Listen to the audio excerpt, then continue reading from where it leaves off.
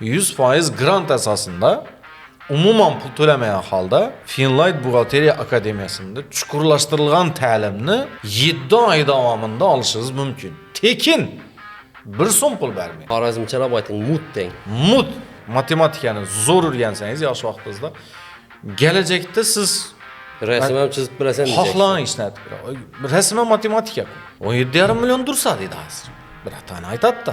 Lekin bu 17,5 million so'mlik mut berayotgan odamni boshqa shartdan bo'lsa kerak, osh suhbatda bo'lsa kerak shu narsa. O'qishga kirganmisan desangiz, o'qishdan shunga kiraman deydi, lekin oyna 20 million so'm pul topadi. Bir yerinden makine etse bak dedi, ben tarafta pul to'lab o'qiydi Allah'ın dedi, summasini ko'targandi bo'ladi dedi. Hali matematikani o'rganmagan bola buxgalteriyani shab o'rganishi mumkin ekan deyman masalan. Assalomu alaykum, hurmatli bizni kuzatuvchilar. Bizani podkastimizga xush kelibsiz. Do'stlar, podkastimizni nomladik. Xudo xolasa bizani podkastimizni Plus minus nomini berdik. Nasib qilsa sizlar bilan birgalikda bugun chiroyli, manfaatli bo'lgan suhbatimizni qilamiz va bugungi mehmonlarimizni tanishtiramiz sizlarga. Ravshanbek aka, xush kelibsiz. Va Xo'janaz aka, xush kelibsiz. Xush vaqt bo'ling. Xudo xolasa bugun sizlarga yangiliklarimiz bor. Shu yangiliklarimizni aytib berajakmiz. Birgalikda hammamiz sizlarga buni chiroyli qilib yetkazamiz xudo xolasa. Darhaqiqat, avvalo aziz tomoshabinlar, Finlight Akademiyasini tomoshabinlari, talabalarning ota-onalari va bo'lg'usi talabalarning ota-onalarini ham bizani tomosha qilib turgan yurtdoshlarimiz hammasini assalomu alaykum deymiz. Shu faqat yaxshilik evazina, manfaat evazina bugungi suhbatimizni quramiz. Yaxshi yangiliklar ustundamiz. Shu yuzasidan bugun bir guringlashib, yig'ilishib, didorlashali, suhbatlashali dedik. Bugun xudo xolasa sekin-asta sizlarga shu yangiliklarimizni taqdim etib boramiz. Bizdan uzoqlashmang durasizlar. Assalomu alaykum. Finlight Akademiyasini YouTube ijtimoiy tarmoqlari orqali shu kanalni kuzatib, yangiliklarni qani men o'qiyajak bo'lib yurgan orzuyimdagi shu Finlight Akademiyasida nov yangiliklar bor ekan deb kuzatib turganlar ya bo'lmasa, o'g'lim, qizim, farzandim shu yerni o'qiyadi, ya bo'lmasa o'zim shu yerni o'qiyadim. Qani men bitirib ketgandan keyin nov yangiliklar aytibdi ekan. Yana bir o'qisam bo'lamekan ya degan bir o'y bilan yurganlar bo'ladigan bo'lsa, kuzatib turganlar bo'lsa, hammalaringizga ishlaringizga omad, muvaffaqiyat, rivoj tilaymiz.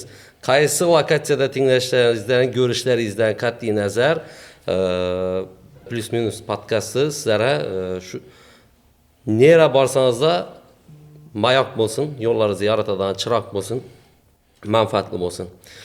O'zi Xorazmni nima deydi? Azaldan ilm ziyo maskani deydi-ku. Haqiqatan. Avesto davridan bu olib qaraganda shu misol uchun ilm ziyo taratish Xorazmdan kelib chiqqan. Endi bugungi beriladigan savollarimiz Yo'ldoshbek sizga Ravshan ikkimizni biroz savollarimiz bor. Xalta savol ekanmiz. Darhaqiqat Xo'janiyaz to'g'ri aytib o'tdingiz. Ziyo maskani, ilm maskani deb aynan Xorazm so'zidan bu yashiringan, ya'ni quyoshli o'lka, demak quyoshli diyor va biza shu quyoshli diyorni farishtali insonlarni hammasini yaxshi niyatlarni bildirib qolamiz, lekin bir narsani aytishimiz kerak, yechkizlamang. O'qib nima bo'laradi degan bizani bir ko'p aytiladigan gapimiz bor-da. O'qib nida necha darading ma dedi. Olim bo'larmading dedi. Qo'y dedi, bo'lsa narxoz dedi, bo'lmasa kolxoz dedi. Amallisan shu dedi. To'g'risi-da. To'g'ri. Hozir masalan maktabda yaxshi o'qigan odam, birinchi Finlight Buxgalteriya Akademiyasi haqida ozgina qisqacha ma'lumotni berib o'tishingizni Yo'ldoshbekdan so'raymiz. Aytganingizdan savollarimiz ko'p. Lekin men o'zimcha o'ylayman-da, shubham bor-da. Shu buxgalteriya masalan matematikani keyingi darajasida. Hali matematikani o'rganmagan bola buxgalteriyani shab o'rganishi mumkin ekan deyman masalan. Endi hali bu yerindagi savol ham kelamiz. Dastlab shu Finlight Akademiyasini tashkil topganidan boshlab bugungi jarayongacha so'rasak. Aslında bosqichma-bosqich ma'lumotlarni bilsak, keyin shu savolingizni o'shada belgilab turamizda. Misol matematikani bilmagan bola buxgalteriyani bugungi kunda nishab tez o'rganishi mumkin degan savolni uni navbatdagi savol etib turamiz. Bundan keyin shu savolga javob berib o'tasiz. Marhamat. Bu Finlight Buxgalteriya Akademiyasi qachon tashkil topgan? Financial literacy so'zidan kelib chiqqan holatda bo'ladi. Agar inglizcha talaffuzim o'xshamagan bo'lsa, ming bor uzr. lekin financial literacy so'zidan gap chiqadi. Bu degani moliyaviy savodxonlik. Ana. Va bu brendni tanlaganimiz 2021-yilga borib taqaladi.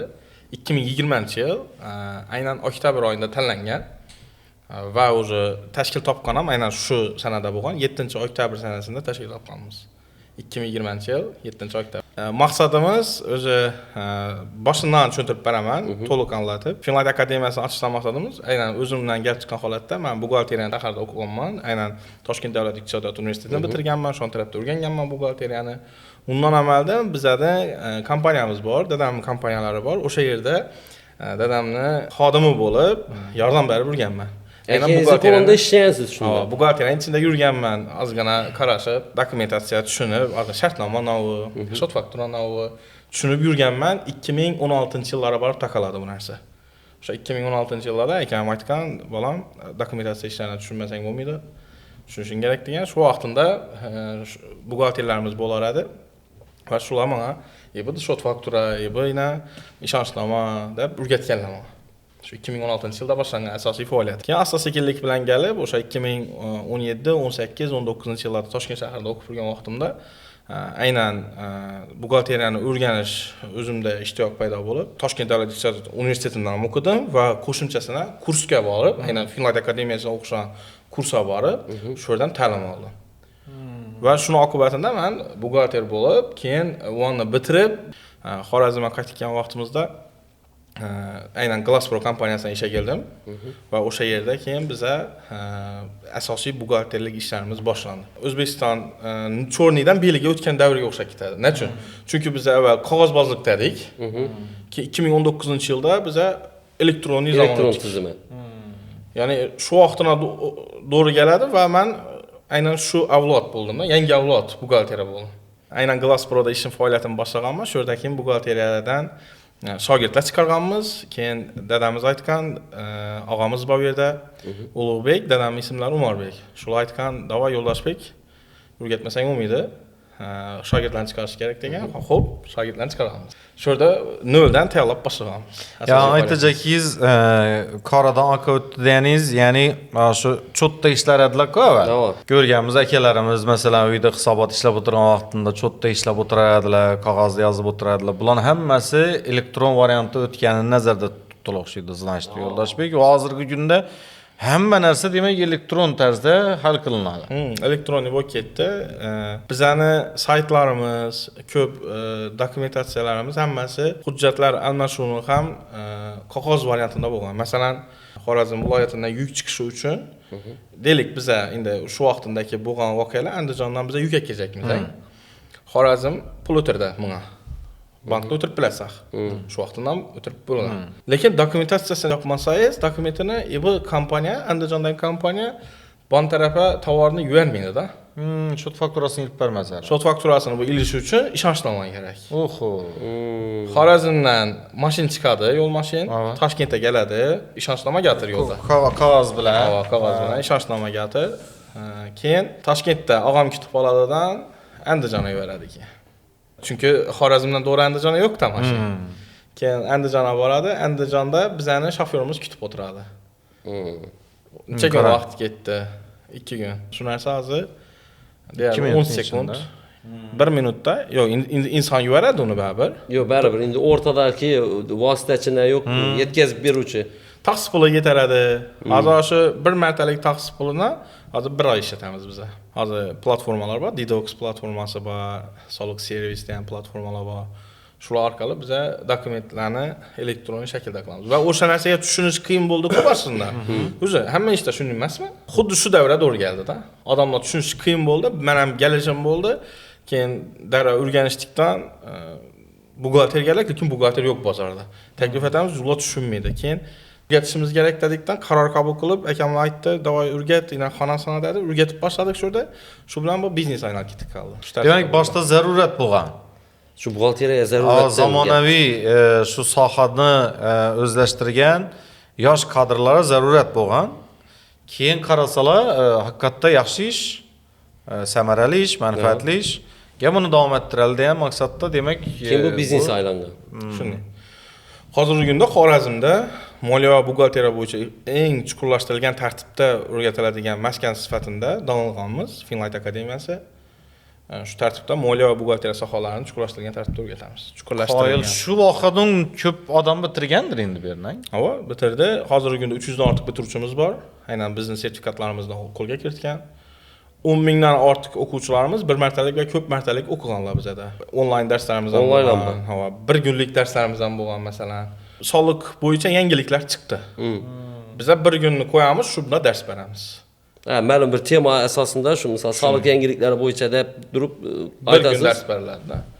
Shunga doir shu 5 yillik faoliyatimizda 10 mingdan ortiq o'quvchilarga ta'lim berdik. Siz boshlagan vaqtingizda shuning raqobatchilar bor ekan.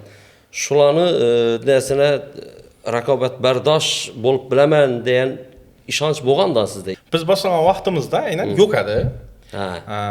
Aynan bizanikining shaklida yo'q edi. Ya'ni biz aynan buxgalteriyaga ixtisoslashgan etib, aynan buxgalteriya yo'nalishida va Xorazmda umumiy o'quv markazi boshqa yo'q edi. Biz boshlagan vaqtimizda biz ochdik, biz ochganimizdan keyin ochildi kanallari. Va hozirgi kunda bozorimizda 2-3 ta o'yinchi bor va albatta ular bizani do'stona munosabatdamiz. Hech qanday muammo yo'q. Bir-birimizdan o'rganib turamiz, ilmlarni olib turamiz, oshirib turamiz. Endi Ravshanbek akamning savolina kelsak bo'ladi. Matematikani maktabda o'qimagan bola gelib shu yerda rostdan ham buxgalter bo'lib chiqadimi? O'zi umuman matematikani yaxshi ko'rmagan odam, raqamlarni yaxshi ko'rmagan odam buxgalter bo'la olmaydi. Qat'iy javob bu. Shuning uchun men barchaga aytgan bo'lar edim, shu yoshlarimizga agar siz buxgalteriyani o'rganajak bo'lsangiz, raqamlarni yaxshi ko'rishingiz kerak, sabrli bo'lishingiz kerak. Bu buxgalteriya kasbi shunchaki oddiy kasb sifatida qaramang. Sababi raqamlar bu bir joyda turmaydi. Ko'rishib bergan vaqtingizda o'zi aslida 7 chiqishi mumkin bo'lgan narsa 8 bo'lib ko'rsanib beradi. Agar shu xatoni qildingizmi, demak siz qayerdadir riskingiz qolib ketadi. Korxonada keyin o'sha risk qachonlardir chiqib qoladidan keyin muammo bo'lishi mumkin. Va sizni bu necha yillik to'plagan obro'yingizga katta ta'sir ko'rsatadi buxgalter sifatida. Shuning uchun raqamlarni yaxshi ko'ring deymiz va buxgalter bo'ling deymiz. O'zi bir narsa borda, Xo'janiyaz masalan, Yo'ldoshbek, insonda o'quvchi keladi-ku maktabga. U amaliy fanlarni yaxshi ko'radigan o'quvchi bo'ladi va aniq fanlarni yaxshi ko'radigan o'quvchi bo'ladi. Amaliy fanlarni yaxshi ko'radigan o'quvchilar o'zi ajralib turadi. Masalan, san'atkorlar, bular masalan amaliy tasviriy san'at, shunga o'xshagan fanlar amaliy fanlarga kiradi. Aniq fanlar bu albatta matematika, ximiya, biologiya, bulardan katta olimlar, biologlar, matematiklar, buxgalterlar, hisobchilar, xullas shunga o'xshagan, ya'ni aniq fanni yaxshi ko'rgan o'quvchilarning darajasi har doim 50-50 bo'lgan. U 10% amaliy keladi, 90% aniq keladi degan yer yo'q. Ba'zi masalan yana maxsus maktablarimizda, prezident maktablari, prezident tizimidagi litseylarimizda mantiqiy fikrlash va shu yo'nalishda ko'p murakkab imtihonlar tizimi shakllangan-ku. Shu asosida o'sha ko'radigan bo'lsangiz, bu yerda aniq fanlarni yaxshi ko'radigan o'quvchilar ko'proq. Ya'ni bir narsani men aniq aytib bilaman, yosh vaqtimdan aniq fanlarni qiziqib, aniq fanlarni yaxshi o'rgangan inson kelajakda xohlagan fanini o'zlashtirib biladi ekan. Matematikani zo'r o'rgansangiz yosh vaqtingizda, kelajakda siz rasm ham chizib bilasan deysiz. Xohlagan ishni aytib bilasiz. Rasm ham matematika-ku. Rasmdan o'zi bunday olasiz, qog'ozning o'rtasidan bo'lib turib, 4 bo'lasizdan keyin chizib boshlaysiz. Bizning muzika ham matematika-ku. Tonlar ko'tarilishi, tushilishi hamma narsa matematikadan. O'zi aslında bütün tabiatimiz matematika. Bundan bunun nisbatini ichki ekanligi, bundan bunun nisbatini ichki ekanligi, orada intervallar, mexanik harakatlar bilan hammasi matematikadan. Menimcha men masalan shunday bir fikr bildirgan bo'lar edim. Farzandlarimizni 5 yosh yoki 4 yosh, balki 3 yosh, 7 yoshdan bütün 80% ko'nikmas shakllanib bo'ladi baland deydik. Menimcha matematikaga qiziqtirishimiz kerak. Dastlab. Orada o'zlarimizning o'yinlarimizni o'ynatishimiz kerak. Ko'proq masalan telefonlardan uzoqroq qo'ygan holda, ko'proq televizordan uzoqroq qo'ygan holda uyda maxsus o'yinlarni o'ynatishimiz kerak. Va kelajakda ular keyin Yo'ldoshbek aytganning kerakli qaysidir sohani yaxshi vakillari bo'lib yetishib chiqsalar kerak. Yo'ldoshbek siz o'ylab ko'rmayapmiz? Masalan, yana buxgalteriya akademiyasi 15 yosh va 15 yoshdan kattalar uchun faoliyat ko'rsatadi. Shuningdek bir 15 yoshdan ham bo'lgan auditoriyamni shakllantiraman degan maqsadda bir o'ylab ko'rmayapmiz. Haqiqatan bu bizani eng katta bir plyusimiz bo'lar-da, agar o'sha bog'cha davridan boshlab shu o'quvchini tayyorlab boshlagan bo'lsak. Zo'r. Bizning bir kids loyihamiz bo'lar edi. Aynan shu yosh bolalarga o'tiladigan moliyaviy savodxonlik darslari qilganmiz. Lekin bizada jamiyatimizda shunday narsa bor. Xo'janaza Ravshanbek aka, bola boshlandi, ingliz tili, rus tilini o'rganishi kerak, matematikani o'rganishi kerak yoki qisqasi universitetda tayyorgarlik ko'rish kerak. Iloji bo'lsa ota-onalar boshida turtadi, 1-sinfdan boshlab turtdi-da. Shu ingliz tili, rus tilini bilsa, ertaga 4-sinfdan matematikani boshlaydi, shu bilan keyin o'qishga kiradi. O'qishga girsa bola ertaga zo'r bo'lib ketadi degan fikr bor. Da, shuning bugungi kunda o'qishga kirganlarning juda katta ko'pchiligi muvaffaqiyat qozongan. To'g'ri bu narsa. Lekin bir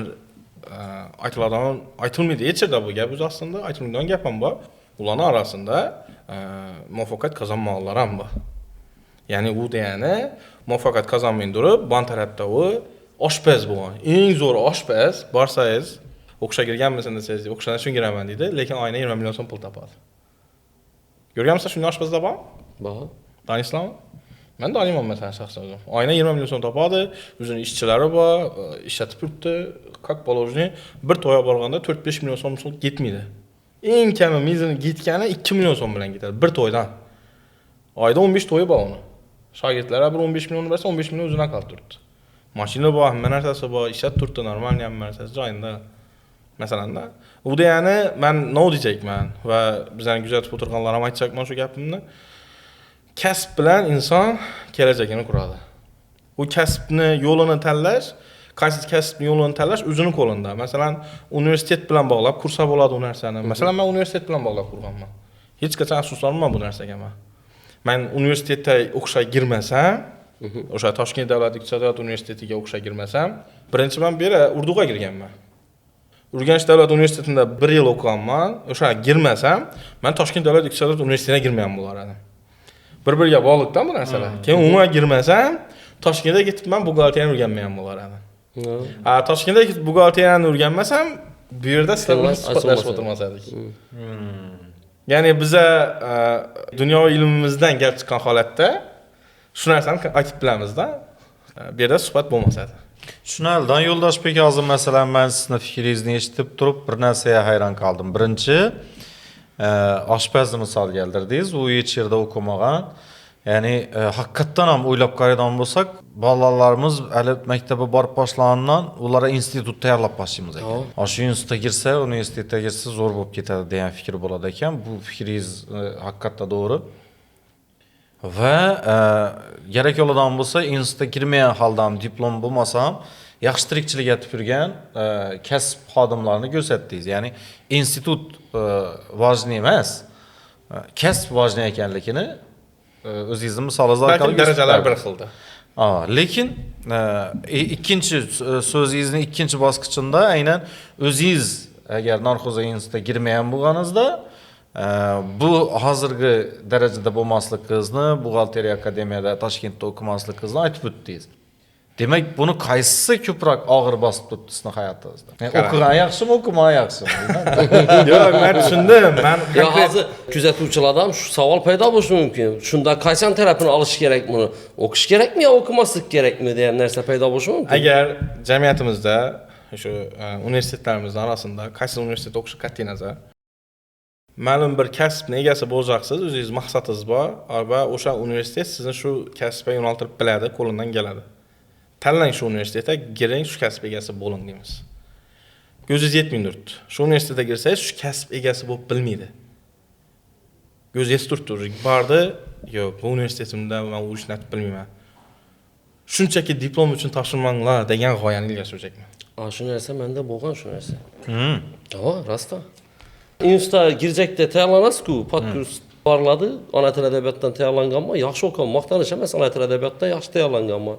Damlalar aytganda, endi әпкем vaqt ana til adabiyotda o'qiydi, 4-kurs. Men endi podkurs tayyorlanibman. Ukang yaxshi o'qiydi, ana til adabiyotda topshiraversin. Uyaga kelib aytganda, yaxshi ekan, teatralniyaga ketib yurmasin, bu ana til adabiyotda topshirsin, zo'r deb turibdi. Men ana til adabiyotda o'zim ko'ra olmayapman-da.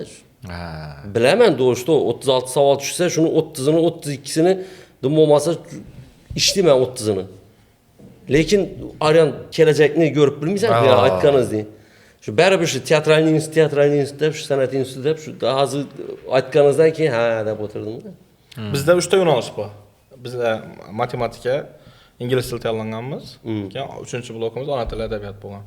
3 ta yo'nalish bo'ladi. Urduda bu iqtisodiyot, turizm, mehmonxona xo'jalik. Hozirgi kundagi bolalar ham xuddi shunday fikrlaydilar. Bizga davrimizdan shunday edi. Lekin kelajak xudo xolasa o'zgartiramiz degan maqsadda men bu narsani hozir aytmoqchiman-da.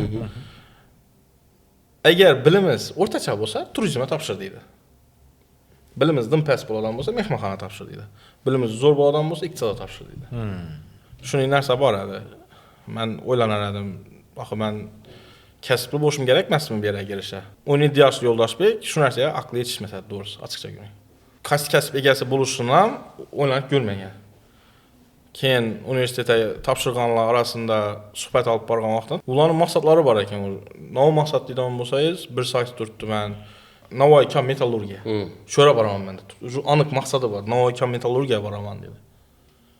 Nechun beradi? Uning uchun iqtisodni bitirish kerakmi? Ha, deydi. Iqtisodni bitirish bor. Chizib qo'ydi. Siz qo'ydi o'zi.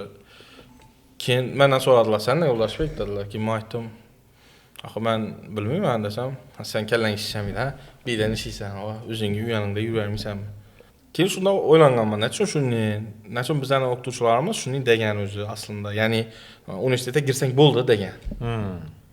Va bu narsa menimcha hozirgi kundagi xatolik deb hisoblayman. Universitetga girsakni, agar sen mehmonxona biznesina qiziqsan, mehmonxona xo'jaligini topshir.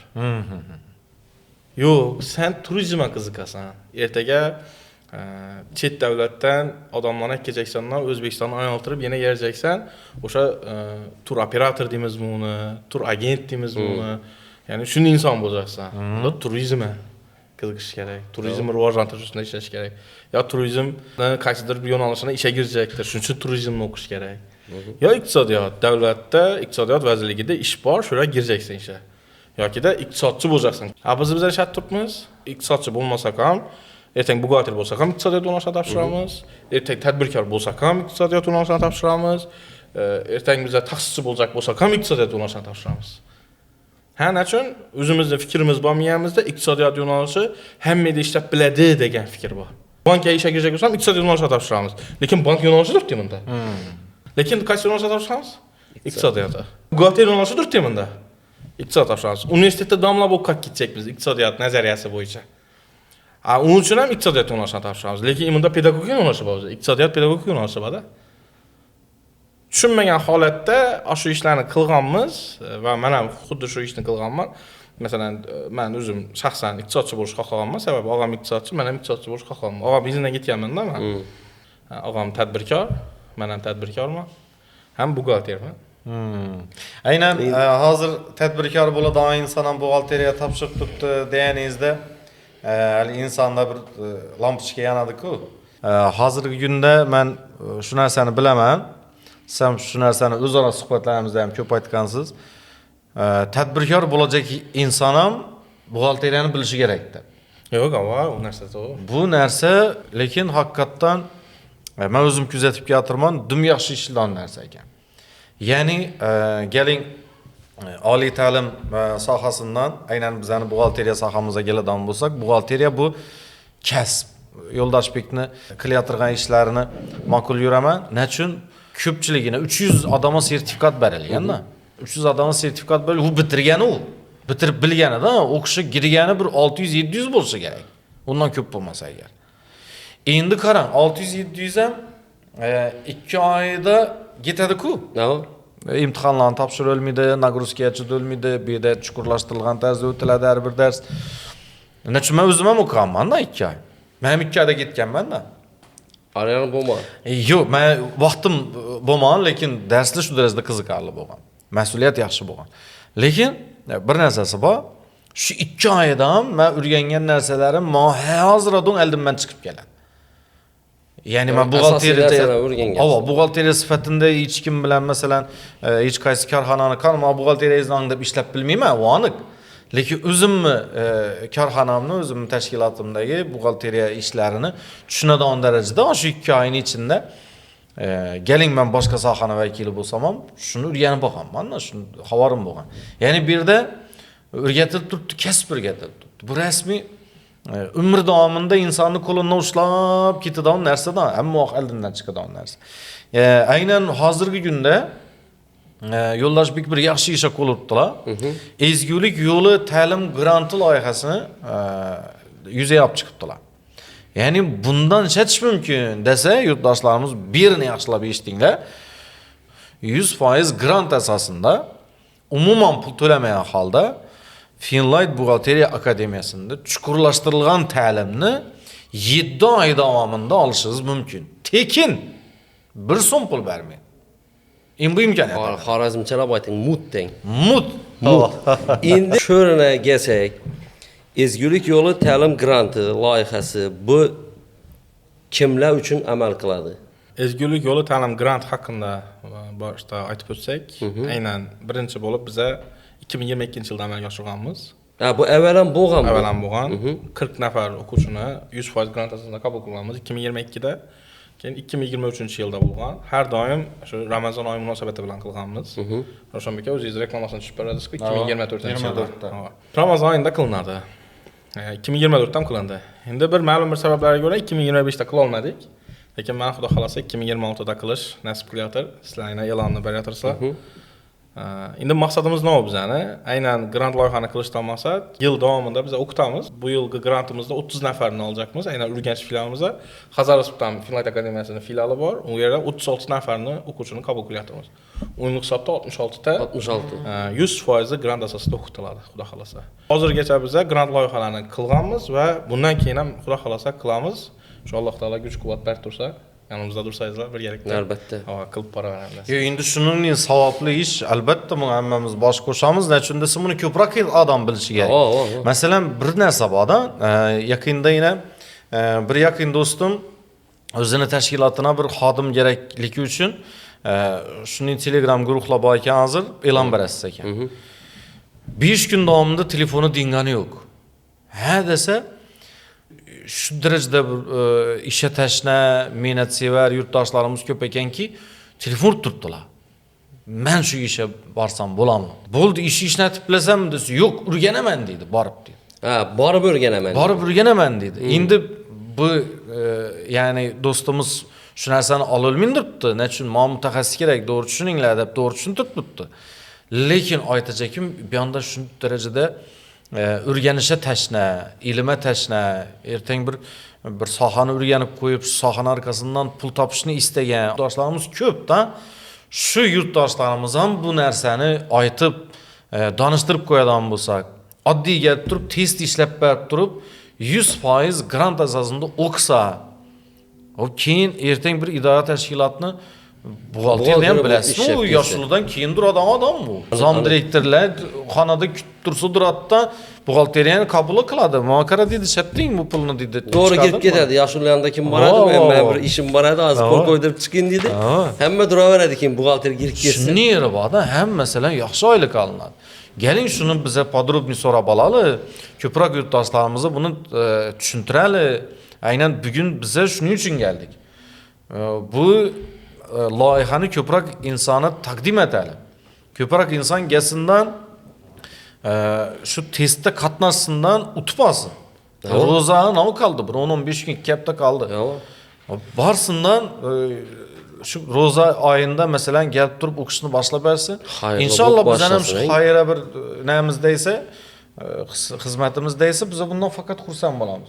Yo'l yo'riqini tushib bo'ladi. Yine men hozir televizorda qarshisida o'tirgan 15 yosh yoki 15 yoshdan bilan hozirlikcha kasbi yo'q, hunari yo'q bir yurtdosh bor. Ko'r o'zingiz ayting. Xo'p, tushuntirib beraman. Aynan 15 yosh va undan katta hamma qatnasha oladi bemalol. Buxgalteriyaga kim qiziqib turgan bo'lsa, buxgalteriyani noldan kim o'rganjak bo'lsa, aynan mana shu grant loyiha ezgulik yo'li ta'lim granti shu uchun. Bu yerda bir narsani tushunishimiz kerak. Faqat biza o'sha 66 ta o'quvchini qabul qilib, keyin yo'q, boshqa o'quvchi qabul qilmaymiz dejakimiz yo'q.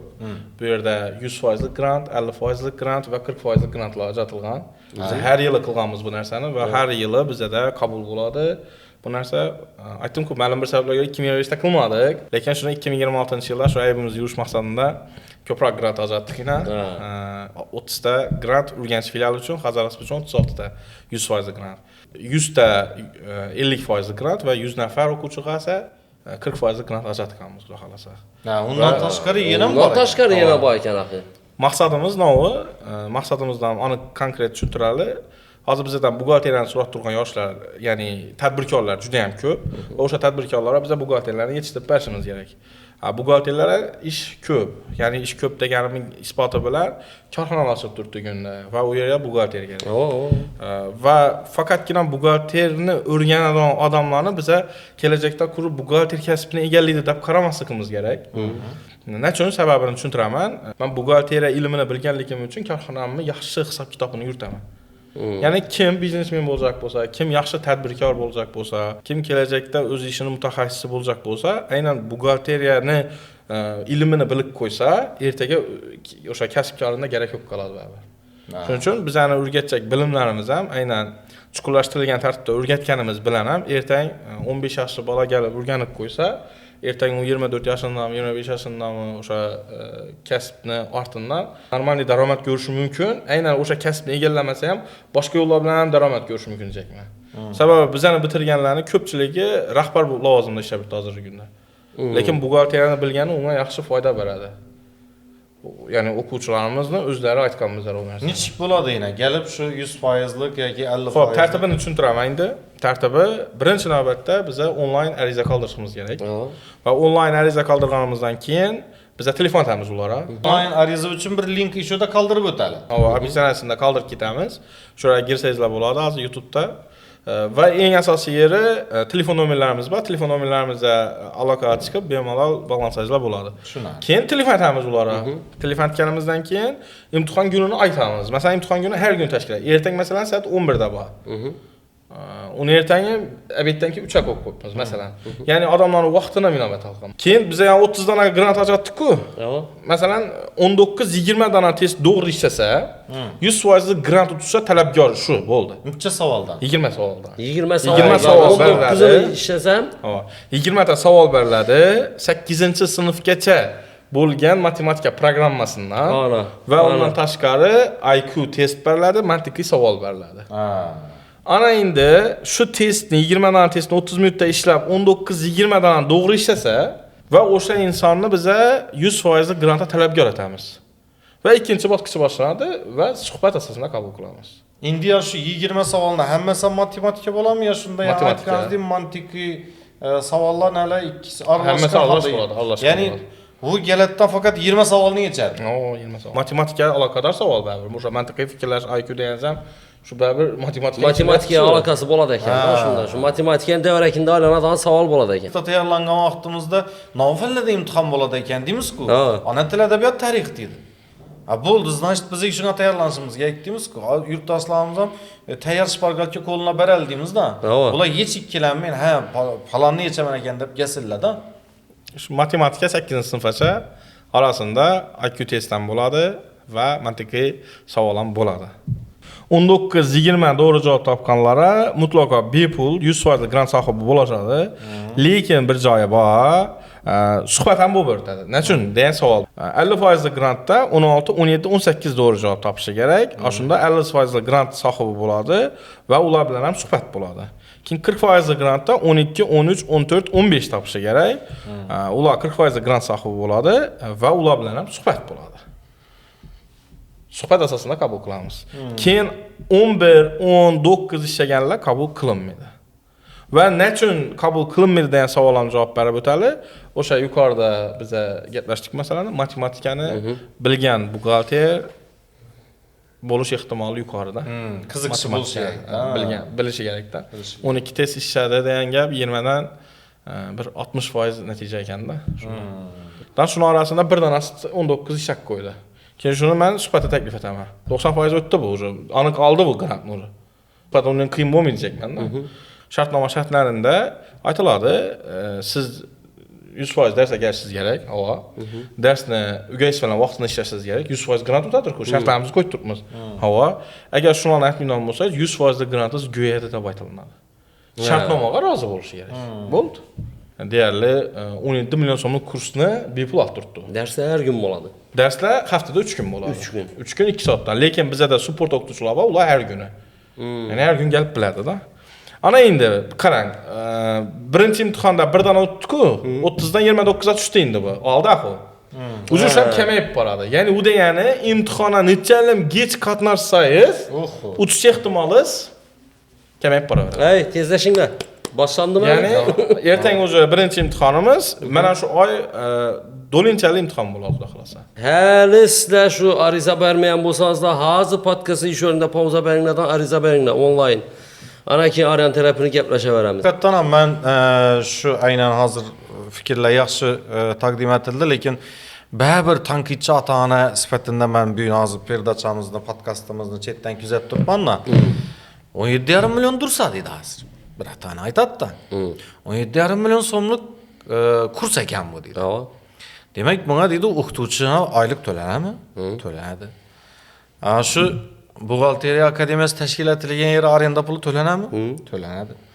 Svet yanami? Yanadi. Qog'oz chiqariladimi? Chiqariladi. Darsliklar beriladi. Endi darsliklar ma'lum foiz menimcha sotib olinsa kerak. Lekin baribir 17,5 million so'mlik turgan narsani mut berayotgan odamni boshqa shartdan bo'lsa kerak, osh suhbatda bo'lsa kerak shu narsa deb o'ylaydigan ota-onalar biza to'liqcha fikr bildirib o'tishimiz kerak. Yo'ldoshbekdan so'rab olamiz shuni. Faqat darsga qatnashmasdi. Faqat darsga qatnashib, berilgan vazifalarga javob berasan emas, balkim keyindan bir nodir shartlari bordi. Grantlarga qo'yilgan shartlar bormi yo yo'qmi boshqa? Deyarli boshqa shartlar yo'q. Aytadi, bir oy ketib bortirman. Nechun ketib bortirsan? Toshkentda o'qishim bor. Hozir bilasiz, xususiy universitetlar chiqib ketgan, Buxoroda, ketadilar-da Xorazmdan. Bir oy borib kelishga. Zavushnilar. Bo'ldi, darsingizga keldik. Akkalar tasdiqlangan variantini akkaladi. Biz ko'ramizda, oldin deb ekan, ishondik. Shu narsalarni qilsa bo'ldi, o'qib biladi. Shuni rozi bo'lish. Demak, bola uchun ham imkoniyat yaratib berasiz. Demak, zavushni orada o'qib kelishim kerak degan ham imkoniyat yaratib berasiz. Bir oy borib keladi. Agar endi u o'qishni tashlab berib, ya'ni 2 kun darsga kelib, keyin 3 kun darsga kelmay yursa, biz o'sha grantini bekor etamiz. Shu shartlarga rozi bo'lganlarni biz 100% grantda, 50% grantda, 40% grantda qabul qilamiz. Demak, talablar qat'iy qo'yiladi. 10 o'quvchidan biz maksimum o'qitgan vaqtimizda, umumiy hisob kitobni olgan vaqtimizda 10 o'quvchi o'qitib boshlasak, bir o'quvchi olib turibdi. Lekin bizda endi 7 oylik kursimiz bo'lgan va shunda 10 o'quvchidan 6 o'quvchi bo'lgan. Biz grant loyihalar ko'proq o'quvchi olganmizda, shular ham qo'shgan vaqtida shundan sifra tushib qoladi. 10 o'quvchidan 6 o'quvchi bitiradi. Shunday qarasak, ana grantlarni baribir o'qishga qabul qilincha, reklama ketincha qabul qilasizlar ekanda, o'qish boshlangandan keyin astan uzatasizlar ekanda o grantlarni shunda. Yo'q, biz uzatamiz. O'ziga tik qoladi. O'qish yakmin qoladi axir. Masalan, grantga qabul qildik yana. Menda o'zim faoliyatimda bo'lgan 40 qana o'quvchi oldim dedim qo'ying. Shuni nechasi bitirdi deb o'ylaysizlar? 4si bitirganda agar 10 dan 1 bo'ladigan bo'lsa. Yo'q, 4si bitirmadi. Shu 40 tana o'quvchidan 12si bitirdi. 30% natija. 30% natija hozir. Sertifikatni oldi 12si. Lekin nechun 40 ham emas degan savol bor-da. Endi grant emas bo'lib, ya'ni o'zini xohishi bilan kelganlardan esa 60% natijada. Yo'ldoshbek to'xtang. Shu o'rinda menda bir savol paydo bo'ldi, Ro'shan aka. Qarangdan, endi hozir ezgulik yo'li ta'lim grant loyihasi dedik. Bu 100%lik, 50%lik, 40%lik grant loyiha shunday ta'sis etyapsiz. Palon million so'mlik o'qishni shunday beryapsiz. Xalqda shunday menene paydo bo'lishi mumkin-da. Ey, o'zingni o'zing masao dedi. İB'de dedi yine 30 adammi, Hazarist'ta 36 adammış şunlarla mut okutub duradan dedi bir yerinden makinetse var dedi ben tarafta pul to'lab o'qiydiganlarni dedi summasini ko'targandi bular dedi. Shunga ta'sir etami bu? Ta'sir Doğru. etmaymi? Haqiqatda shuningdek bo'ladilar va men aniq aytar edim, yana xalqimizga tushuntirish uchun shuni prezentatsiya qilganimizda, shuni bir o'qib beraman. Ezgulik yo'li ta'lim loyihasi bu Finland akademiyasi tomonidan tashkil etilgan ijtimoiy ta'limiy loyiha bo'lib, uning asosiy maqsadi yoshlar va kasb o'rganishni istagan insonlarga buxgalteriya kasbini noldan o'rgatish uchun va daromadli mutaxassislarni aylantirishdir va Ramazon oyi munosabati bilan ezgulik, bilim va imkoniyatni birlashtiradi. Bu gap bilan nima deyapman? Bizning maqsadimiz aynan o'sha yerda grant loyihasini qilganimizdan biz o'zimizdan ichki ma'noda o'zimizga ya'ni faxriy iftixor uyg'onadi-ku ichimizda keladi. Shu narsani sezishimiz maqsad. To'g'risi biz shu vaqtgacha qilganmiz shu narsani va bon tarafdan qila oladiman. 50% bon tarafda chegirma turganimizning sababi beda hozir biz 66 o'quvchi olib turibmiz-ku. Va 66 o'quvchi olganimizdan keyin yana o'qiymiz deganlar bo'lishi mumkin-da. Kim ularga maksimum berib bilgan shu 50% chegirma etib berib bilamiz. Masalan, umumiy hisobda Finland akademiyasining o'zida 400 yaqin o'quvchi o'qiydi bir vaqt o'zida. Lekin hozir menda 400 o'quvchi o'qimaydigan bo'lishi mumkin. Va men baba arenda to'lab turibman. Baba svet kesib turibdi, baba gaz kesib turibman. To'g'ri, o'quvchi girganda yana qo'shimcha svet yaqilishi mumkin. Lekin siz o'ylaganning darajada svet yaqilmaydi bu yerda. Yaqilsa 2 million so'mni ko'proq yaqiladi oyna. O'sha 2 million so'm xarajatga men tushaman, xo'p, mayli, roziman, lekin bilimimni tekin berib turibman. O'qituvchi tekin berib turibdi. Va bu yerdagi eng asosiy maqsadi o'sha narsa, ya'ni va Ramazon oyida bir o'zimizni xayr ehsonimizni qilib Foydamiz deysin. Bo'l, boshqa narsa yo'q. Demak, va hozirgi kungacha bizning o'quvchilarimiz biladi, bizning kursimiz narxlari 2,5 million so'mdan sotiladi bugungi kunda va o'tgan oy ham sotib oldilar bu narsani va hozir imkoniyat ular uchun bo'ldi. Boshqa narsa yo'q bu yerda. aziz yurtdoshlar, hurmatli tomoshabinlar, aynan ezgulik yo'li ta'lim granti loyihasi har yili yana ro'za Ramazon oyi kelishi munosabati bilan sal aldirroq e'lon qilinadi va mana 25-yil buni qilolmadik, 26-yil yana ko'proq masshtabda shuni tashkil qilyapmiz deb Yo'ldoshbek aytib turibdilar. Demak, faqat 100%lik ta'lim granti, endi men 20dan 20ni bajarilibman-ku, 20dan 19ni bajarilibman-ku degan yurtdoshlarimiz ham imkoniyat bor ekan. Demak, bir 15ni 16ni ishlasam 20 savoldan, demak, shu 2,5 millionni 10 ay, masalan 4 oyda 10 million bo'ladigan bo'lsa, shuni 5 millionni to'laydi-da. Uni 4 oyga bo'lib tashidan bo'lsangiz, dim oz puldan tushadi-da. Bu narsani masalan bolangizni ta'limi uchun investitsiya qilishingiz o'zi menimcha investitsiyaning eng to'g'risi bolaga atilgan investitsiyadan, iPhone o'ynab atilgan investitsiya emas. Yana bir nodir bir narsa o'ylab atilgan, qaysidir bir video like bossang $50 beradi ekan deb atilgan investitsiya emas. Bu narsani bizning yurtdoshlarimiz tezroq tushunishlarini men istayman. Ya summalarni aytib o'tsam bo'ladimi? Bemalol. Masalan, 100% grant sohibi bo'lganlar 19-20 dan to'g'ri javob ishlashi kerak bo'ladi va mutlaqo bepul o'qish imkoniyatiga ega. Va saralangan holatda kim birinchi bo'lib kelib imtihon topshirsa va kim birinchi bo'lib 19-20 testni ishlasa, shu uchish ehtimoli bor. Xalqimiz uchun foydali qilish maqsadida qilinyapti. Odamlarni to'g'ri tushungan holatda, vaqtini inobatga olgan holatda o'zini vaqtini aytadi. Men 3-kun borib bilaman. Demek sizde telefon urgan vaqtında misal üçün telefon urup bana telefonduz qo'janaz shuni ertang sana imtihon deganingizda yo'q kechirasiz men bu teatrda ishlayman-ku ertang spektaklim boradi. Bir gün borsam bo'lmaymi desa bo'ldi bir gün kelaver deysizmi? Vaqtingizni aytamiz, bir gün. Lekin yana shartini aytdim size. Nechalar geç kelsangiz, shunchalik grant tutish ehtimolingiz kamayib boradi. O'zi sizga signal borib ketdi o'zi miyangizga. Shunda sizdan oldin kelib ana grantni hem bu tartmasını egallab turibdilar-da, tartmada 30 dana grantda joy bor. Sizdan oldin kelib turib qo'yaversalar. Siz o'rin komitdan keyin ko'tarib yursak, shundan siz teatrdan javob olib kelasizmi, kelmaysiz? Ilojini qilasan-ku. Siz ishladingiz-da 19-20sini. Lekin 30 dana anu ilinib qoldi-da. Foydasi yo'q keyin. Erta kelib sirazi qilish kerak ekan-da. Keyin 16, 17, 18 doğru cevap topsa 50% grantdan asıl narxı şu 2,5 milyon so'm, 2 milyon 150 ming so'm, az grant bilan 1 milyon 275 ming so'mdan o'qiydi. oyma-oy to'lab 1.275.000 so'mdan o'qiydi. Ana. 7 oylik kurs hisoblanadi. 40% grantda bo'lsa, 12, 13, 14, 15 to'g'ri javob yozsa, 1.530 dan qo'yadi. Keyin biz 20-dekabrda 40% katta chegirma deb e'lon qildik-ku. O'sha 1.530 dan berganmiz. Shu Finlight buxgalteriya akademiyasida yana bir narsa borki, shu o'qib turibdi-ku bolalar. Yaxshi o'qib turgan bolalarni alohida ajratilib, ularga sho'rni o'zida praktika qilish imkoniyati ham beriladi. Ma'lum bir davrga kelgandan keyin adashmasam. Shuni. Shu 7 oyning ichida bo'ladi hammasi. Masalan, qarangda, xo'janaza bola o'qidi, ta'lim oldi, bepul. Va shu bolada nechikdir ma'noda qarzdorlik hissi bo'ladimi, bo'lmaydimi? Bo'ladi. Har kimda har xil. Vijdonga bog'liq. Yo'q, lekin bor shuni o'qitishamiz. Olib kelgan vaqtida biz o'sha ish orqasidan daromad ko'ramizki. Va hozirgi kundagi ko'pchilik o'quvchilarimiz ham xuddi shu tartibda qilyapti. Va aynan biz shu ish olib kelish uchun ham qilib turganimiz yo'q lekin buni. Ertaga biz niyada unga ish deb o'tirgan yurtdoshlarimiz ham yo'q, sho'rni o'zida o'sha bu yerda hamma katta firmalar, tashkilotlar bu yerga murojaat qiladi. Ya'ni bir kompaniya bu yerga hamma murojaat qilib turgandan keyin bu yerdan buxgalter so'raydilar. Masalan, rostmi? Men o'zim ham telefon qildim-ku, buxgalter kerak. Buxgalter so'raydilar. Buxgalterlar kim taklif etiladi? Buxgalteriyani toza bitirib turgan. Bu o'sha ana keyingi 3 oyda beda ped amaliyotini o'tirgan.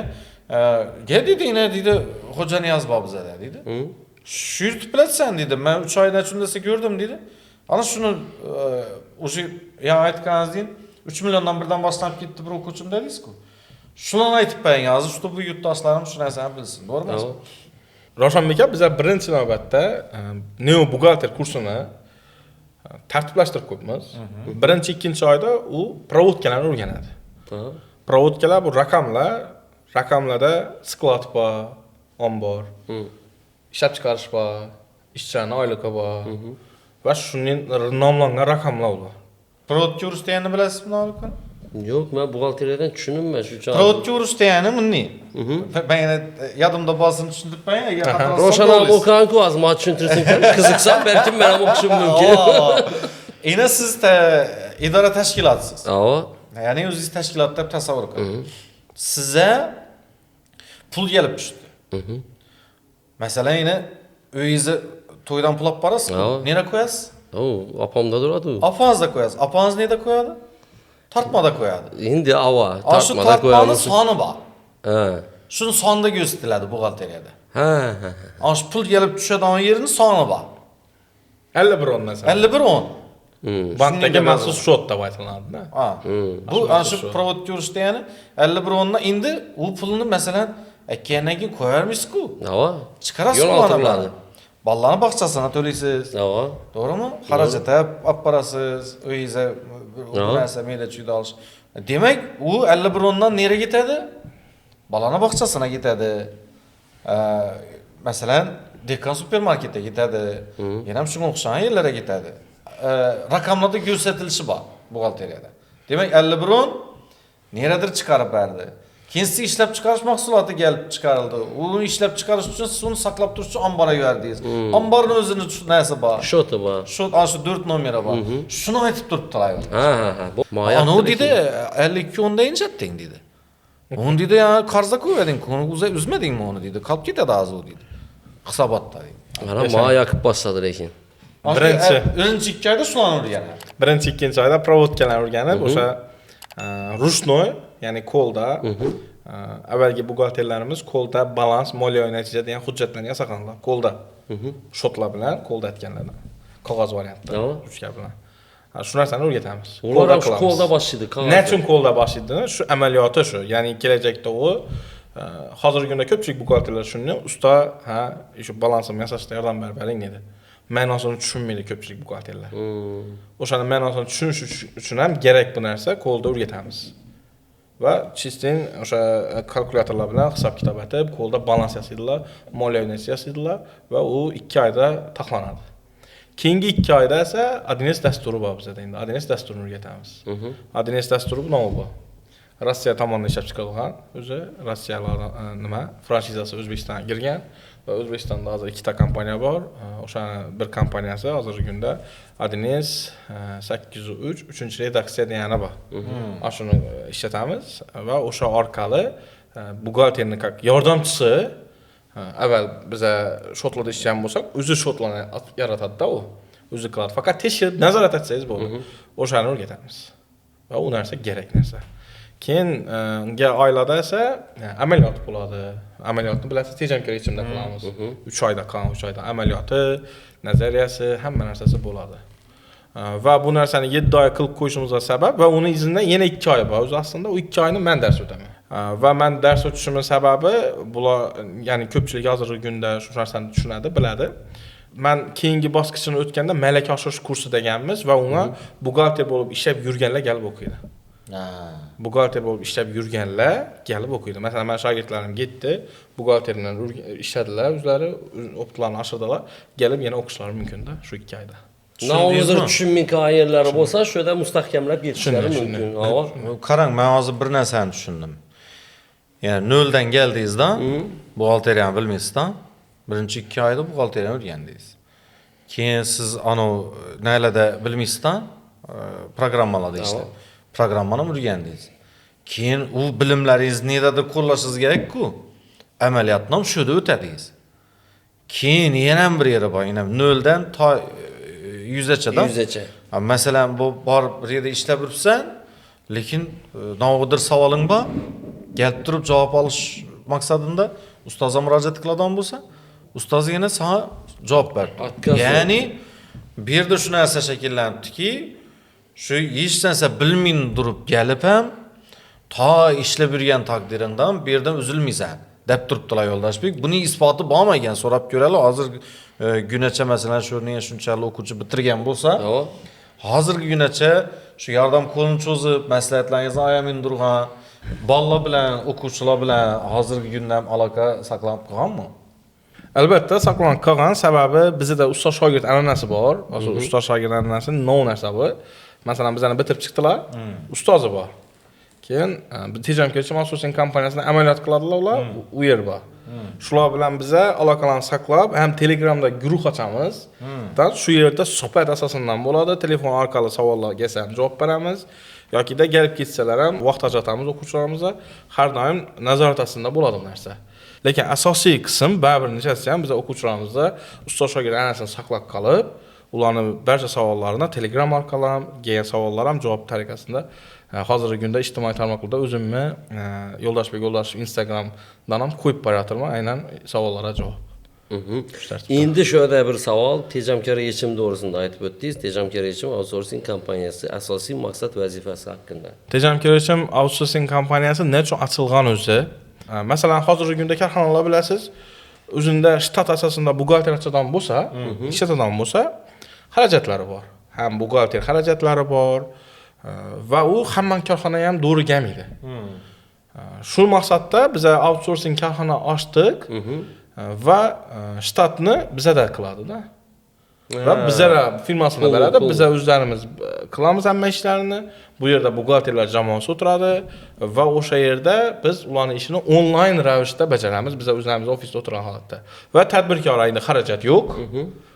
Parta stul kerak demaydi, kompyuter kerak demaydi, svet ketmaydi, tok ketmaydi, gaz ketmaydi. Bir xonani alohida berish kerak göre ijarasi bo'lsa, u ham xarajat. Abiyet bu eng asosiy narsa, abiyet tashkillashtirib bersa, endi u narsalar yo'q. Va bizlarda hammasi ancha arzon tushadi unga. Bugungi kunda Xorazmda ham, O'zbekistonda o'zi outsourcing korxonasidan ko'proq barib boshladilar va biz o'zlarimizda bitirgan o'quvchilarimizdan o'zlarimizda ish olib qolib, shu tartibda ishlatibmiz hozirgi. Bu oxirgi 5 yilda menimcha shu outsourcing kompaniyada narsa atamani men bir eshitib boshladim. Oxirgi 5 yilda shunday muomalaga kirib boshladim. Bu kompaniya ya undan elden bormadi shuning tizimda ishlash.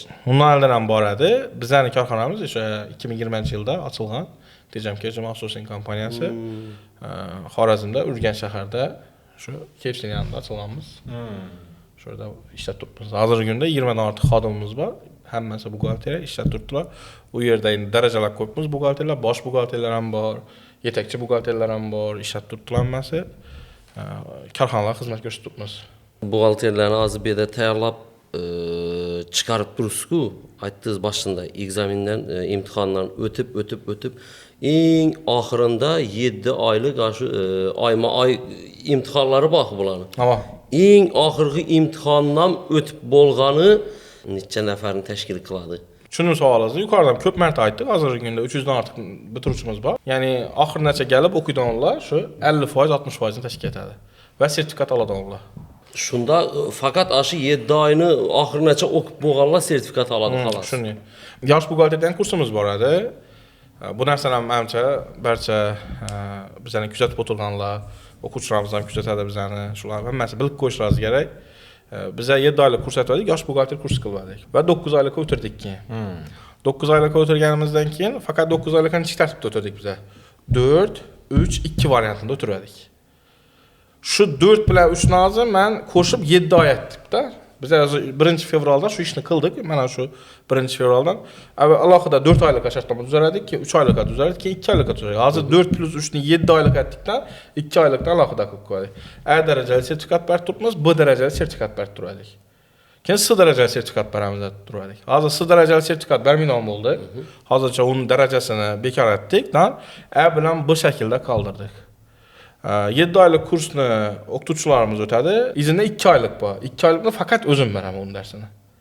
2 oylik kursimiz bu malaka oshirish kursi hisoblanadi, aynan buxgalterlar uchun. Ishlab yurgan 5 yillik, 3 yillik, 2 yillik, 1 yillik staji bor, yarim yillik shu buxgalterlar uchun faqat. 2 oylik kursimiz bu. U umumiy hisobda 9 oylik kurs bo'ldi hozir bizda. Endi yana bir savol beracakman. So'zingizni boshida matematikani yaxshi ko'rmagan odam, raqamlarni yaxshi ko'rmagan odam buxgalter bo'lolmaydi degan gapingizdan kelib chiqqan holda keyin Ravshan ham bir nima aytadi? Demak, bolalikdan matematikaga qiziqtirishimiz kerak ekan deb. Endi hozir misol uchun biron bir biznesni boshlasangdan deylik ruchka ishlab chiqarib boshlasang, siyah rangda yozib turibdi, keyinchalik qora rangda, keyinchalik ko'k rangda, keyinchalik buni yonına ko'paytirib boshqa narsalarni ham qo'shib chiqarib tarmoqni kengaytirish bo'ladi-ku. Albatta. Men aytchakim, tarmoq kengaytirish fikri bo'lganmi sizda? Shu vaqtda. Masalan, yana 8-sinfgacha bo'lgan matematikadan savollar tushadi deb tursiz. Demak, 1-sinfdan 8-sinfgacha bo'lgan o'quvchilarni matematikadan tayyorlash fikri paydo bo'lmoqmi? Men tushundim, boshqa kurslar ochish niyatingiz yo'qmi degan ma'noda savol tursa. Boshqa kurslarimiz ham bor bizda. Davlat xaridlari elektron tizimi kursimiz bor. U bevosita buxgalteriya bilan bog'liq. Masalan, bir yerni bezijak o'tiribdi, ya'ni svetof muzikalar bilan, kolonkalar bilan qilishi kerak. Hokimiyat lot chiqaradi, kim o'tib olsa shu o'yinchilar o'ynaydi u yerda. Shu davlat xaridlari deb aytiladi. Shu davlat xaridlarida qatnashib, o'tishni o'rgatamiz. Aynan buxgalterlarga mos kasb bu ham va buxgalterlar bugungi kunda u ishni ham qilib o'tiribdilar ko'pchiligi. Va bizda kelib 1 oylik kurs u. Keyin kompyuter sozxonligi, kompyuterni noldan o'rgatadigan kurs. U ham bor. Bu 3 oylik kurs hisoblanadi. Demak, qo'shimcha kurslar bor. Bor. Keyin undan tashqari bizda Excel Pro degan kurs bor. Toshkent shahridan Shahzod Sayfullo degan o'qituvchimiz bor. O'sha kelib, aynan dars o'tadi. 1 yilda 2-3 marta qabul etamiz. Va o'sha kursni o'tadi. Shahzod Sayfullo degan ustozimiz. 6-kun bozor kuni beradi. 1 oyda 8 darsi bo'ladi. Haqiqatdan u soha bo'yicha ham ko'p odam qiynaladi. Davlat tilida ish yuritish, buni kitobam bor, bilsangiz. Masalan, bir yere borib turib ishga girecek bo'lsangiz ham ariza yozib bering desa, namunasi yo'qmi deb turasiz. Shunday. Ko'p odam bilmaydi-da, misol ishda bir narsa aytib qo'ysangiz, tushuntirish xati yozish kerak bo'ladigan bo'lsa, uni ham yozish tartibini bilmaymiz. Lekin yana sertifikat olganlar ko'pchilik tashkil etsa kerak. Yurtdoshlarimiz ko'rib o'tirgan tomoshabinlarimiz arasida, masalan, milliy sertifikat bo'lsin, til sertifikatlarının hammasında aynan ariza yozish degan ana bor. Bölüm bor. Xat yozasiz, keyin maktub yozasiz-da. Shu xat maktub yozgan vaqtlaringizda o'zini qoidasi bor-da. Aynan bu ham bizda ham bor-da shu narsalar.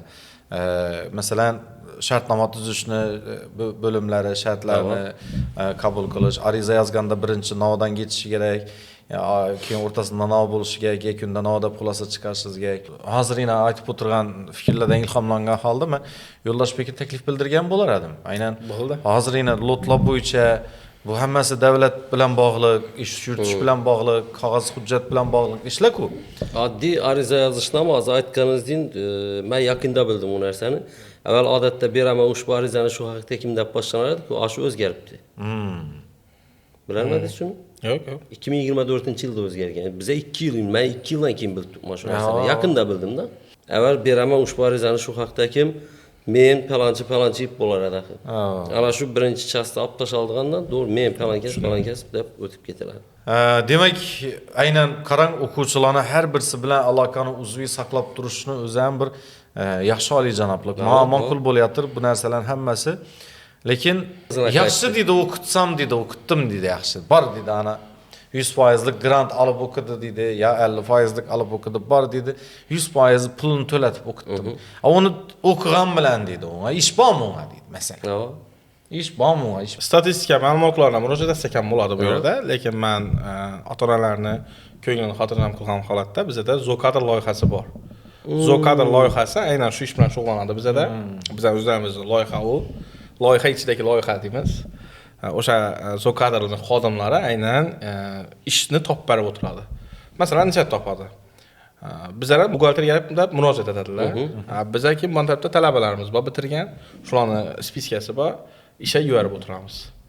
Keyin shu yillar borasida 5 yildan beri bir yerda ishlab yuribdilar. Masalan, eng boshda bitirganlarim 4 yil bo'lgan bo'lsa, o'sha 4 yildan beri ishlab yuribdilar.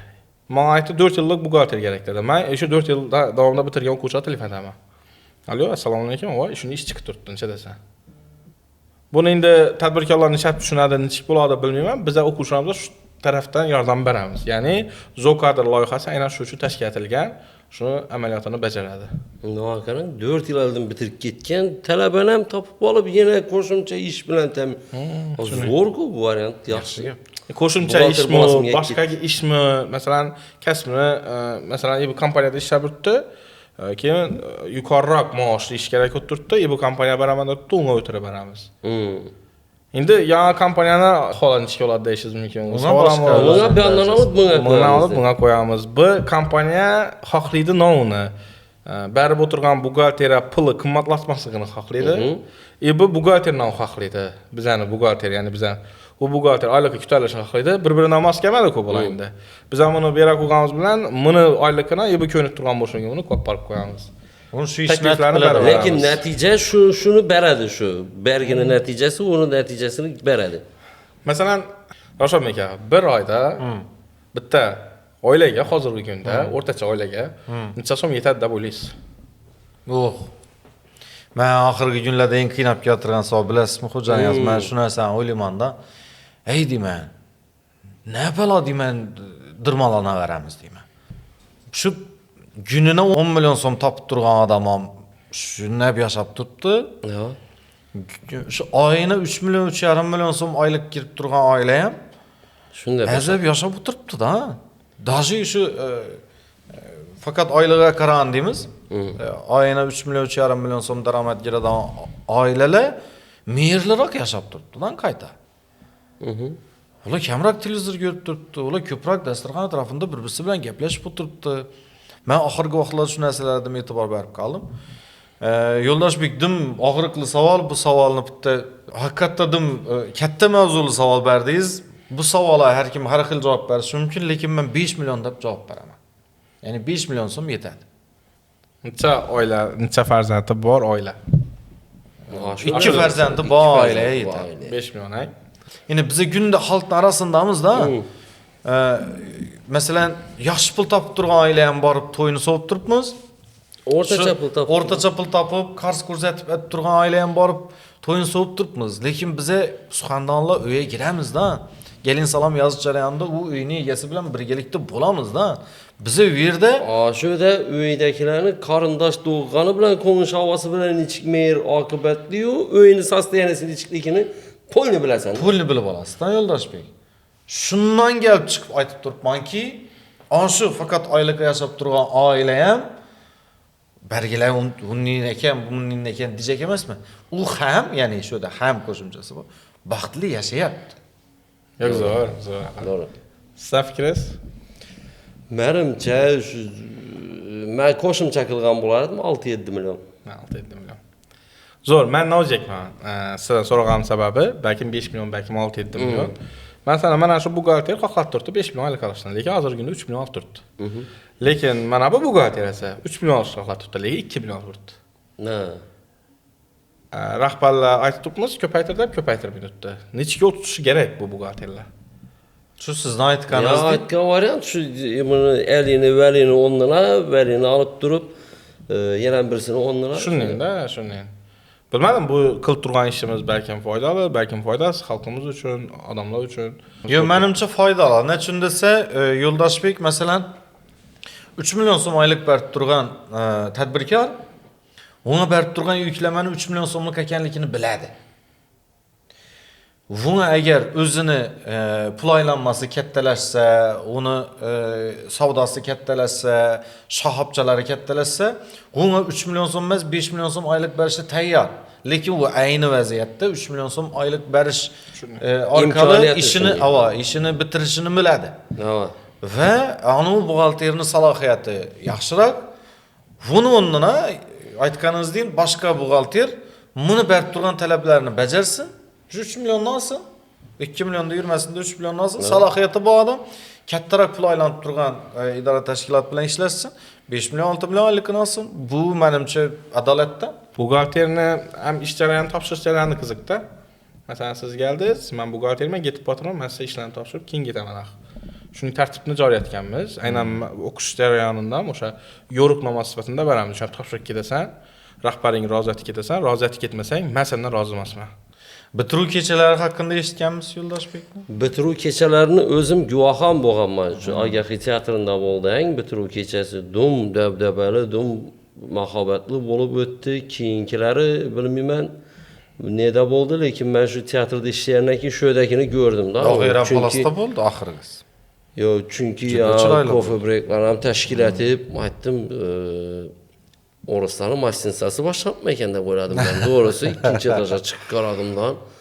Aytdim, "Nima bo'lib turibdi?" desam, dedi, shu nani dedi, Finlight akademiyani dedi, bitiruv kecha bunchalik dabdabani olgan. O'zlarimiz borib aytdim, Adderkadrning yanına gevedik. Ay bunga qo'l qo'yib, bo'ldi ishni deb diplom olib ketaverganmiz dedim.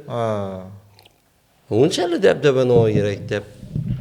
Bu narsa qolush nima kerak o'zi rostdan. Maqsad bugungi kundagi yoshlarimiz hammasi qiziqadi shu narsaga va biz shu narsa uchun qilganmiz bu narsani.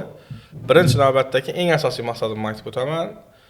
Men o'zimni bitiruv kecham bo'lmagan. Karantin vaqtida to'g'ri yaqqan, lekin men orzu etganman. Shu narsani shakllantirish maqsadida qilingan, prosta orzu. Men o'zimda ko'rmadim, sizlarda ko'ring. Shogirdlarimda ko'ring degan narsa bo'lgan. Va shogirdlarim hammasi rahmat aytib keladi. Adam Yo'ldoshbekga shunday bo'lgan ekan, karantin vaqtida chiqqansiz ekan dedilar. Bu bitiruv kechasi normal pul sarflanadi.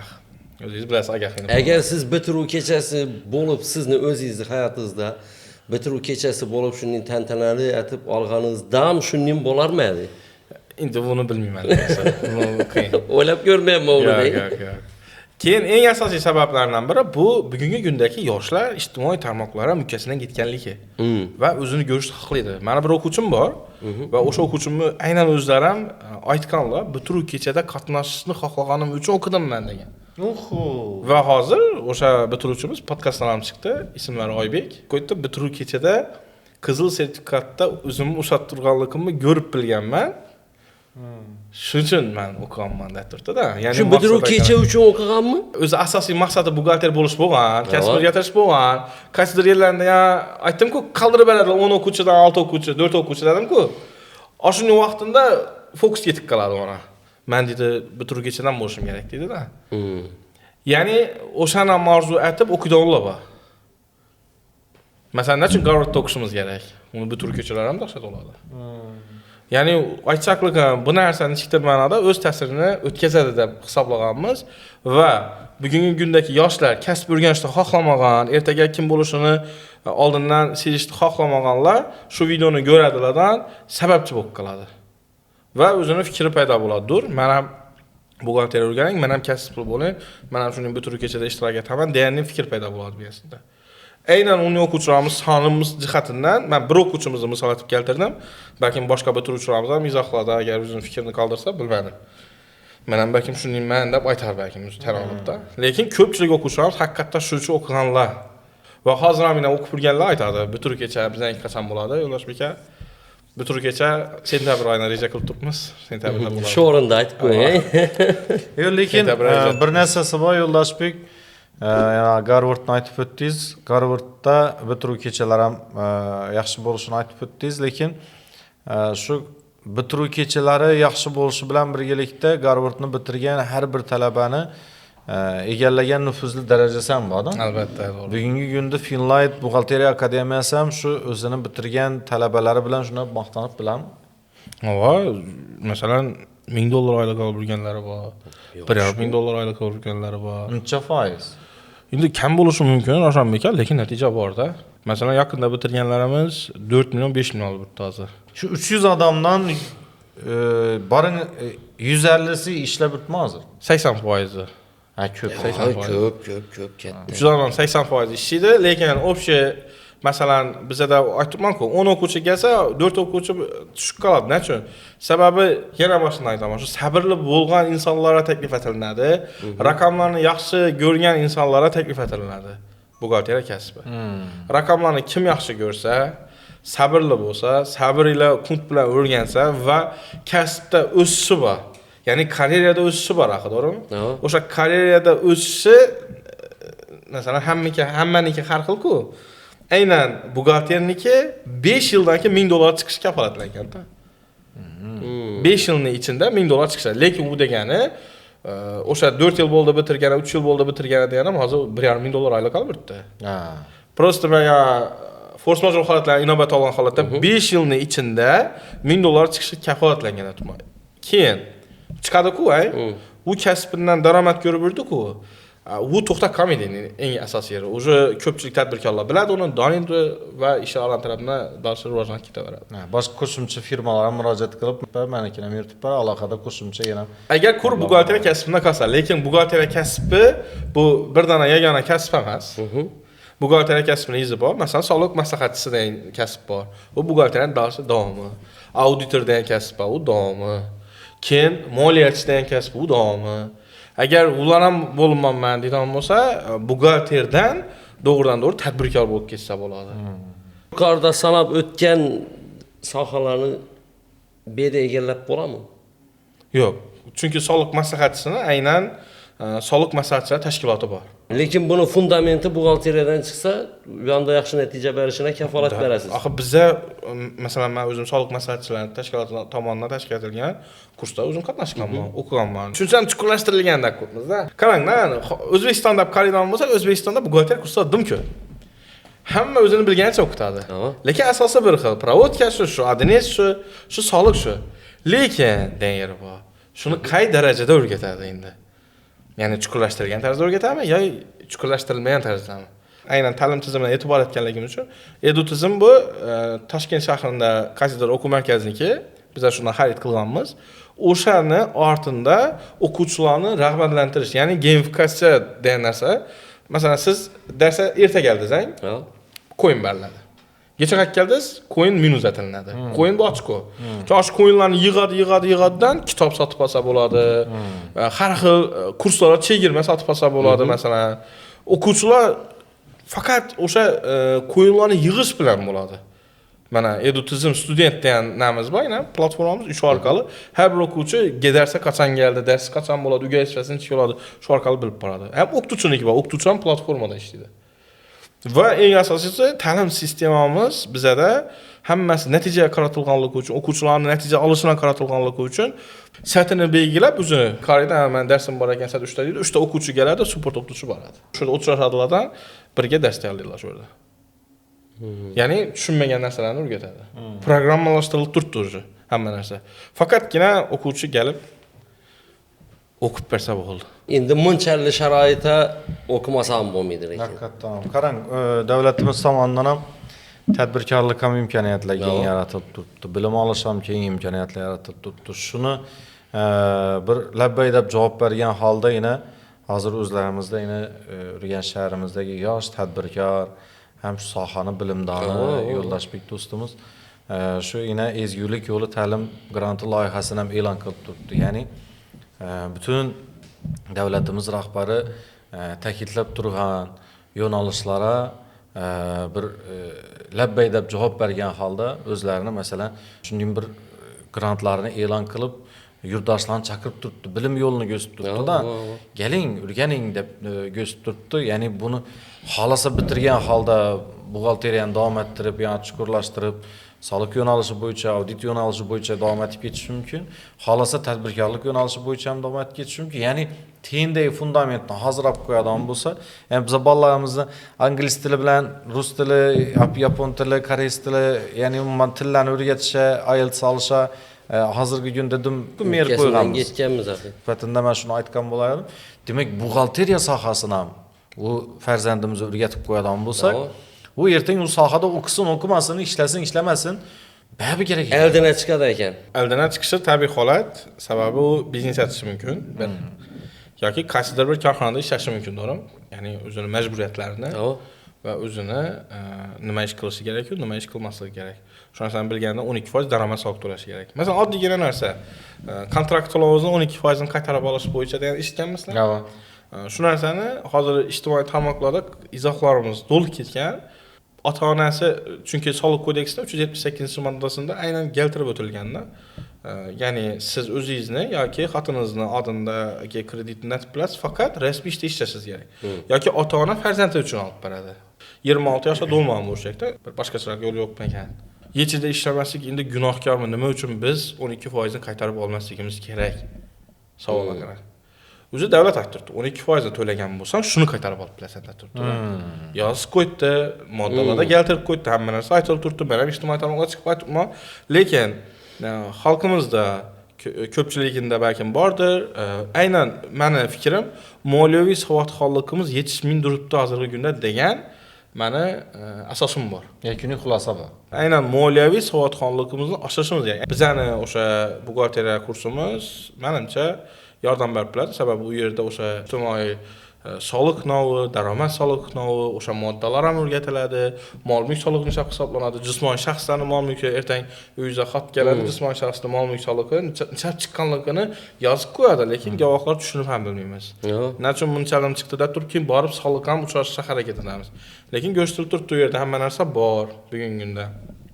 Shu narsalarni tushunishim uchun ham aynan buxgalteriya kursimiz kerak deb hisoblayman-da men. Rahbar buxgalteriya bilishi hech bo'lmaganda, ya'ni rahbar bilishi kerak bo'lgan buxgalteriya bor-ku. Shuni bilishi kerak hech bo'lmaganda. Buxgalter bilan ishchining o'rtasida o'tirib, rahbar qaror qabul qilib o'tirib, buxgalter lekin urib ketsin ishga oladi. Bo'lgan shunchalik bo'lgan, shotidan shuncha pulni yechib ketganda. Bilmayman qolgan. Oxirida direktor qolib ketgan. Buxgalterning puli yechirda yo'q. Shotda pul ham yo'q. IP adresdan yani qaysi kompyuterdan girib qilingani bor-da. Halam shu qutqarib qoladi. Qaysi kompyuterlarga qilinadi? Ash kompyuter qolsa, kimning kompyuteri bu? Buxgalterning. Ashuni orqali bo'ladi. Yo bo'lmasa, qaysidir kompyuterlarda qilsa, shu orqali borib, kameralar orqali borib topib turadi. Oddiygina bankning ключi orqali qilib turibdilar shu narsani. Necha bir buxgalterlar uxlatib beradi o'shani. Lekin meni taklifim shu, baribir rahbar bilishi kerak. SMS xabarnomani yoqtirib qo'yadi rahbarlarda. Rahbarlar diqqatini gapim, SMS xabarnomaga ishonib qolmanglar. Programmani o'rganinglar. Hozirgi kunda hamma o'sha bank ilovalari bor. O'sha orqali ilovalarga girib, o'zingizning hisob raqamingizni o'zingiz ko'rib bilib turasiz. SMS xabarnoma ishonib qolmang. Sababi buxgalterlar SMS xabarnomani o'chirib qo'yib ham biladi, imkoniyatiga ega. Bankka telefon qiladi, SMS xabarnomani o'chirib beradi. Shunga ishonmanglar deb turibdi ekan desam, bayon bor ekan. Misol uchun Ravshan sizni ertang rahbar bo'lmasligingizga kafolat berib bo'lmaydi axir-da. Hammamiz ham rahbar bo'lib qolishimiz mumkin axir. Men taklifim buxgalteriya ilmi har qachon ham har joyda kerak bo'lgan, undan keyin ham kerak bo'ladi deb hisoblayman va o'rganib qo'ysa hech qanday zarar etmaydi. Rahbarlar uchun eng qisqa va tez o'rganadigan kurs necha vaqt davom etadi? Onlayn bormi? Onlayn bormi? Biz qilyapmiz shu narsani, yaqinda qilamiz xudo xolasa, onlayn ham ochib qo'yacakmiz, tushunishlari uchun, rahbarlar qilishlari uchun. Lekin hozir men taklif etib beradigan narsam shu noldan o'rgatiladigan buxgalteriya kursini taklif etib bilaman. Agar vaqtlari to'g'ri kelsa, o'zingiz ham 2 oy o'qib ketgansiz. Endi oxirigacha o'tirib qo'ysangiz bo'ladi. Agar yo'q, shundan onlayn o'rganaveraman degan bo'lsangizlar, onlaynni yaqinda ochiladi, xudo xolasa. va eng asosiysi hamyonbop bo'ladi, hech qanday qimmat ham bo'lmaydi. Zo'r bo'ladi. Chunki o'qituvchi ham yerda yo'q, o'sha bir martalik darsda yoziladi, Telegram kanalda bo'ladi, video darsliklar tashlanadi, avtomat o'zi o'zi ko'rib, o'zi o'rganaveradi. Bunda faqat siz misol uchun bergan Telegramda taqdim etgan ma'lumotingizni natijasini so'ramaysiz. Nechga o'rgandingiz deb so'ramaysiz. Testarkalar o'zingiz sinab olib bilasiz. Keyingi darslikka o'tirib bilmasligingiz mumkin. O'sha tartibda Telegram bot yaratganmiz hozirgi kunda. Ham 24/7 ishida u. Ha. 24/7 ishida xohlagan vaqtingizda Telegram bot orqali darslikni sotib. Hozir bir dona darsligimiz bor. 49 ming so'mdan ko'pmiz, mol mulk solig'i. Ya'ni yuridik shaxslar mol mulk solig'ini hisobotini topshirish vaqti keltirdi. 1-martda. Shuni darsligini ko'pmiz. Agar imtiyozlarni ham aytganmiz u yerda, agar mabodosini imtiyozlar haqida ma'lumotga ega bo'lmaydigan bo'lsa, 49 ming so'm evazidan shu darsni sotib oladilar. Keyin o'sha yerda imtiyozlar haqida gurunga bor. Shuni eshitib beradi, keyin ha deydi. Kitobni hozir ochiqlab, qaysi modda, qaysini tushunib o'tirmaydidan, sodda tilda tushuntirilgan u yerda geradan bir 40 minut vaqtga ketadi, mol mulk solig'i haqida ma'lumotlar yangilanadi. Buxgalter bo'lsa, buxgalterni, tadbirkor bo'lsa, eskirgan bo'lsa ma'lumoti yo bilmaydigan bo'lsa shu biladi endi. Buxgalterni aytadi, "Davay endi gazini bos" deydi-da. Hurmatli o'rtoqlar, как раз shu yerda proshibga gap turgan bo'lsa, 49 ming so'm dedingizmi? Atigi 49 ming so'm Telegram boti bor. 49 ming so'm bilan proshibga yetib berasiz ekan shu yerni. Shunchalik sharoit yaratilib berib turgandan keyin o'qish kerak-da. Men grant o'tdim, bo'ldi, tamom. Men zo'rman emas. Zo'ri hali banda ekan, u 2 oydan keyin ekzamen topshirasan, yana 2 oydan keyin yana ekzamen topshirasan, ki Aryan tarafında praktikang boshlanadi, keyin imtihon oyning oxirida bo'ladi ekan. U hali zo'rlikin oshunda bilinadi ekan. Mayli, birinchidan zo'r bilimingiz bo'lsin, avvalo men yurtdoshlarimiz hammasini yana bir marotaba e'lon qilib aytgan bo'lardim. Hozirgi e'lon qilinib turgan shu ezgulik yo'li ta'lim grantida ishtirok qiling.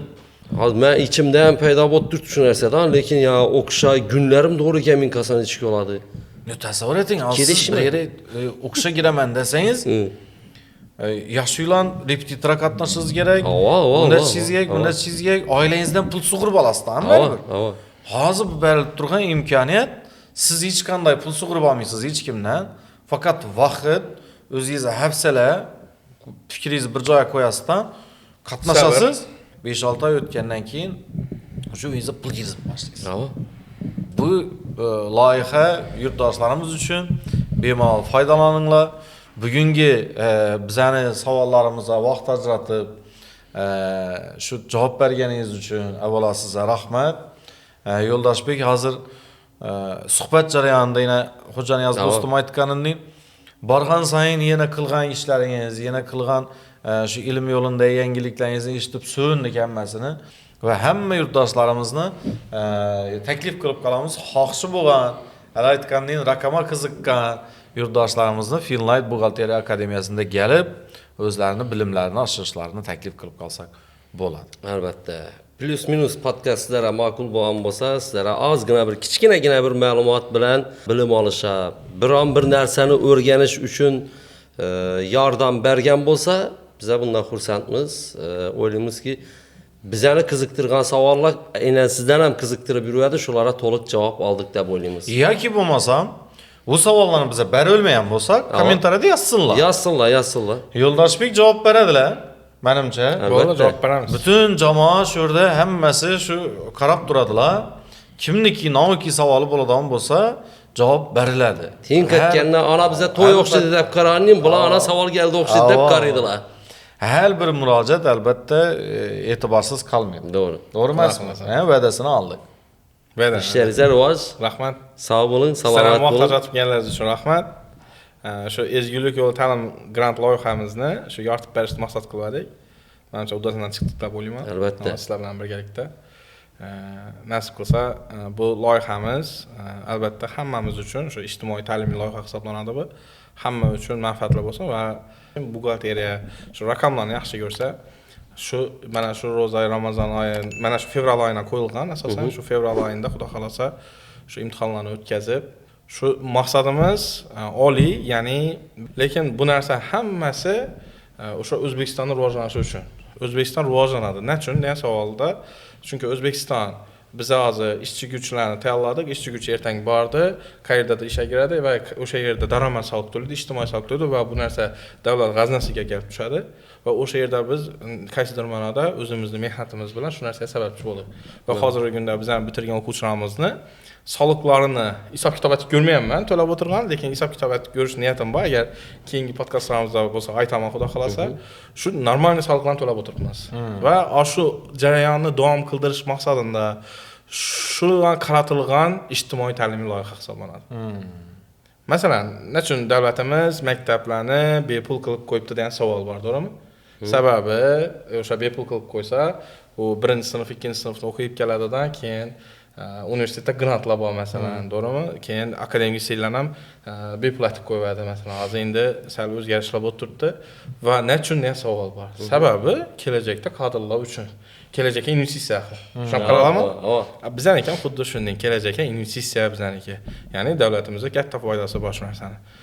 Va o'zimizga ham katta foydasi bor, sababi shu o'quvchilarimiz bilan biza bu yurtda nechikdir ma'noda obro' qozonamiz va mijozlar orttiramiz degan asosda shu o'quvchilarimiz yordamida bo'ladi. Shu narsa asosida qilingan. Omad ishlaringizga, Rahmat. kuch-quvvat, Rahmat. oliy maqsadlaringizga doimo yetishib yuring. Biza xudo xolasa yana yurtdoshlarimiz talab qilsalar, iltimos qilsalar, biz sizning mehmoningiz bo'lamiz.